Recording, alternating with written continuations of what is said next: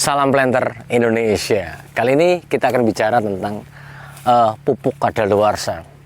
Pupuk terutama yang terbuat dari batu atau memiliki senyawa garam seperti urea, KCl, kiserit merupakan sangat pupuk yang pabrikan yang mudah mengalami kadaluarsa. Hal ini disebabkan karena memang ikatannya akan berubah.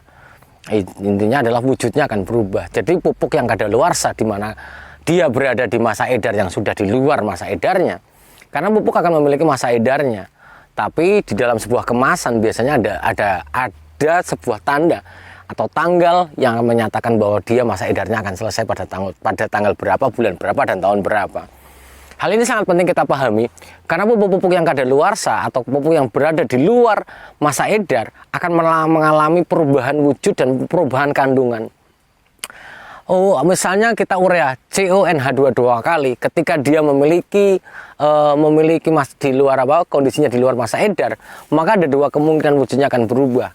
Misalnya dalam kondisi dia sedikit meleleh, yang harusnya bahwa urea memiliki kristal putih yang pure, bahasa Jawanya itu adalah mawur, tapi ternyata dia sudah dempel-dempel ataupun sudah meleleh-meleleh, maka akan mengalami perubahan wujud meleleh itu, dan efeknya ada kemungkinan bahwa unsur hara yang terkandung atau nitrogen yang terkandung dari 46% dia akan turun kadarnya. Karena mungkin penyimpanannya kurang bagus, maka sehingga dia akan mengalami pelelehan yang kadarnya nanti bisa berkurang daripada 46%. Apalagi sampai kemasannya rusak, maka kadarnya bisa turun sampai drastisnya.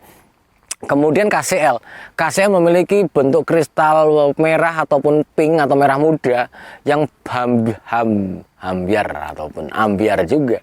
Maka ketika dia dalam kondisi yang di luar masa edar, maka ada kemungkinan dia akan sedikit meleleh ataupun dempel-dempel yang harusnya dia memang mempiar menjadi ini.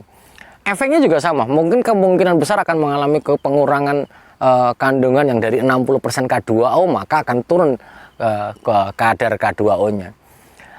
Dan yang paling penting adalah kiserit.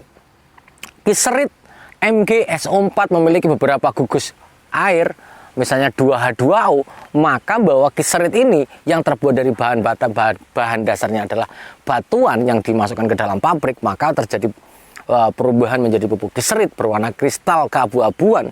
Maka ketika kondisi dia di luar masa edar ataupun kadaluarsa, maka perhatikan bahwa penggumpalan kiserit akan berefek buruk terhadap wujudnya sendiri.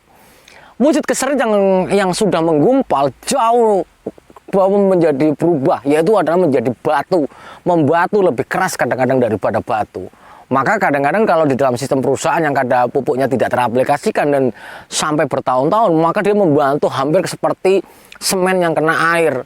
Kondisinya susah sekali dihancurkan, dan ini memang sebuah kondisi yang ketika dihancurkan pun percuma, berubah bentuk kristalnya, berubah yang kandungannya juga pasti akan berubah, atau magnesium oksidanya juga akan berubah.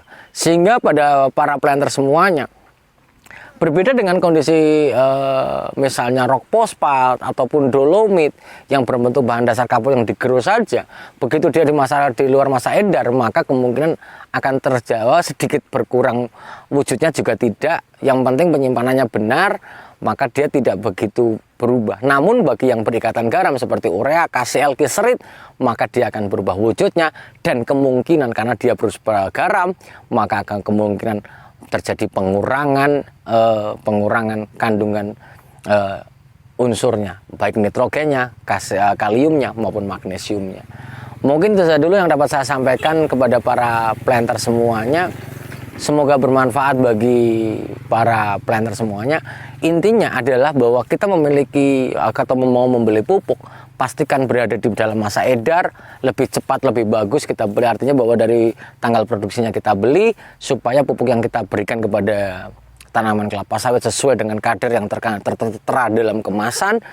Dan yang paling penting lagi adalah penyimpanannya, karena penyimpanannya bersama masa edarnya akan menentukan wujud dan kandungannya. Itu saja dulu yang dapat saya sampaikan, semoga bermanfaat bagi kita semua.